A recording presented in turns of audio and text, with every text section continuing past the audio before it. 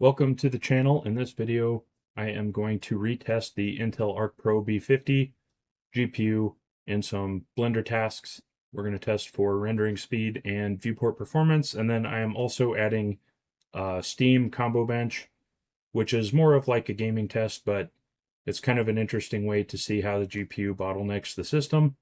So I'll start adding that to these videos as well. But it's been like 4 months since I tested this card, and Blender 5.1 beta is showing some good speed improvements, at least in rendering speed. So on the screen is the test bench that I'm using, and you can see a picture of the GPU there. So pause it and review these specs if you'd like to. Otherwise, we will just get right into the testing. Okay, so let's start off the test with some rendering. This is the classroom scene, and I have these renders sped up quite a bit. But the classroom scene took 39 seconds on the B50. This next scene is the barbershop scene. This one's a bit more heavy, but this one came in at 220 seconds. The next one is the heaviest. This is the Lone Monk scene. And this test took a very long time on this card, so it is sped up 48 times. But the B50 did it in 299 seconds. And finally, for rendering, I ran the Scanland scene, and this one took 176 seconds on the B50. And next up is the viewport frame rate test. So you can see we're running the Vulkan backend on the B50 here. And basically this is just a really heavy animation scene that I have with a lot of polygons. I'm just going to hit play, and you can see the frame rate in the top left of the screen. And it stays pegged at 1.87 frames per second, which you'll see when we talk about the data here in just a second is not very impressive compared to previous results. And then finally, I'm running the ComboBench test, which is just a $2 Steam app to test your system for gaming bottlenecks. And there's not a lot to show, but I'll just let it run here. And then we'll talk about all of the data here in just a second. Now we'll start to talk about the test data from the rendering, viewport, and ComboBench tests. But before we do that, just so you're aware, I have a link to a version of this spreadsheet that I'll share through Google Docs, and that is available if you want to download it. You can use the data however you want to. So that's down in the description there, and then also a link to the Discord if you'd like to join. It's a lot easier to have discussions in there because it's easy to go back and see what the conversation has been so that we don't lose our conversations in the YouTube comments. Otherwise, let's just start getting into the results. So we'll start off with classroom scene rendering.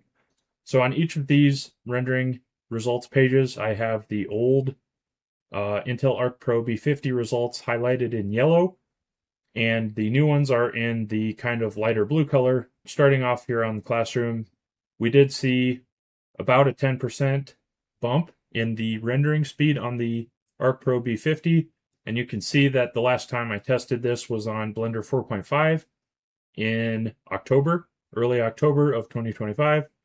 So about 4 months later, we get a 10% speed boost on this GPU, and this made me immediately realize that I'm going to have to retest the other Intel GPUs at minimum.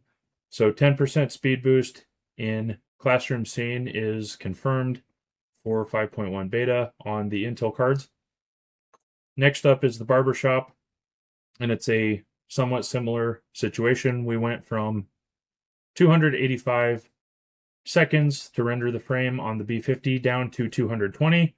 I mean, you save more than an entire minute on this frame, so that's a pretty good speed boost there. Next one is the Lone Monk scene. This is the most extreme by time savings. So in October, when we ran the B50 the first time, we got 384 seconds to run this scene, and we got 299 seconds in this past week on Blender 5.1 beta. So huge 85-second improvement in render speed on this thing.